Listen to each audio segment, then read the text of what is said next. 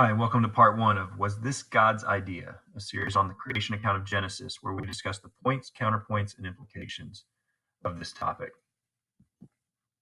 This is the introduction, and we want to answer the question of what is this series really all about?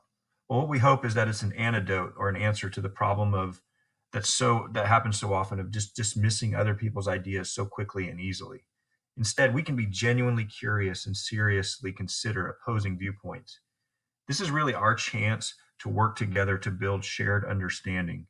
And the simple rule here is engaging in the discussion and the elements of this is simply don't be a jerk, okay? Be nice, be kind to others.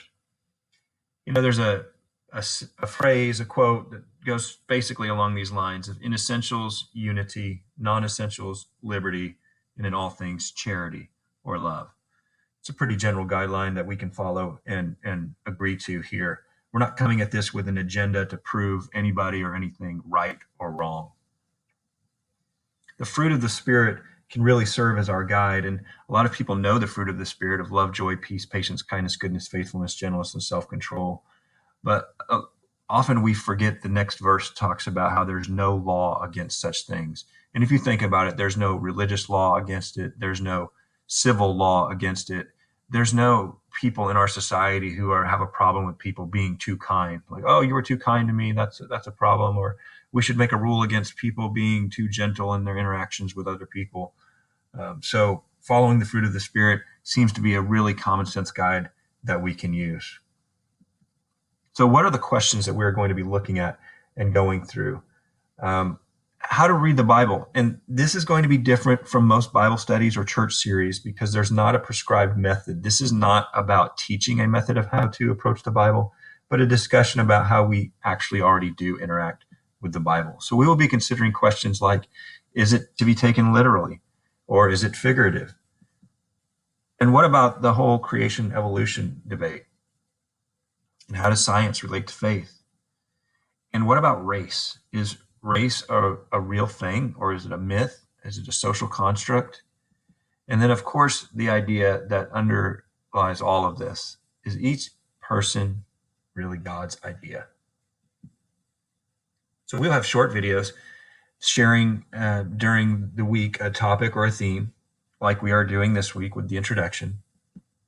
We have a Facebook page where you can go to. It is at Grace in Motion Centex. I'll tell you more about that idea or name of Grace in Motion in just a second. I encourage you to go ahead and take this week, introduce yourself, say who you are and where you're coming from, if you want to do so on our Facebook page. We will also have opportunities for live Zoom group discussions. And I also encourage you to just find a friend, find a partner, find somebody to talk through this with as you're going through it, even if you don't engage in those other avenues. So what I will share on the Facebook page is a link to the Grace in Motion website, but just a quick caveat, if you will bear with me for just a second, to understand that Grace in Motion really is just serving as a connecting point, like a common platform place where we can connect and meet. The idea is to become a diverse network of unchurched, de-churched, skeptics, curious, wherever you are in your faith spectrum. And we emphasize simplicity. It's all about simplifying a long list of doctrines and practices down to only a critical few. So we believe that as our emphasis on religion decreases, our access to Jesus increases, which might come across as a little strange to some people. But I just want you to know it's a connecting point and nothing more. There's no formal membership. There's nothing to join. We don't track attendance or participation. There's no dues, tithes, fees, fundraising. We don't want your money. And because we are not the organized church, but just because we're not the organized church doesn't mean we're disorganized. So we still do have a purpose and a mission. And our driving belief behind all of this is that if more people acted like Jesus, the world would be a better place. And it's that simple. So we want to learn and serve and connect with our focus and center being Christ. And we want to be upfront about that.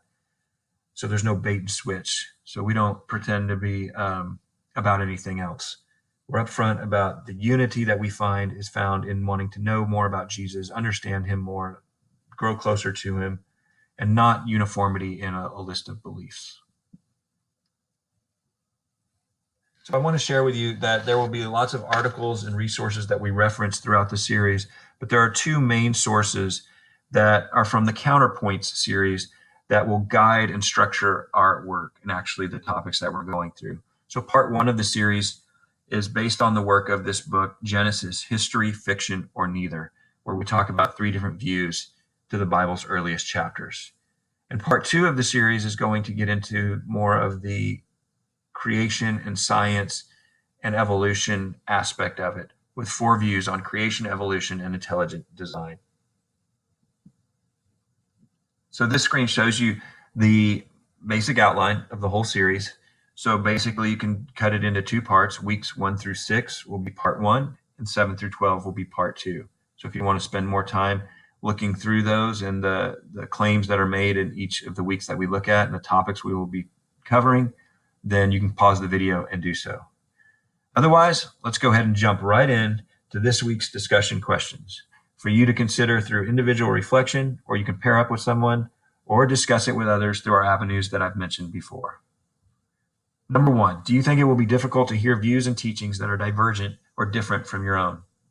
And how will you enter this study with a learning posture and show grace to others when you might disagree with them? And number 2, what interests you most about this study? Is there a particular part of it or element or topic that stands out to you? What do you hope to gain from participating? Thanks so much. Talk to you soon.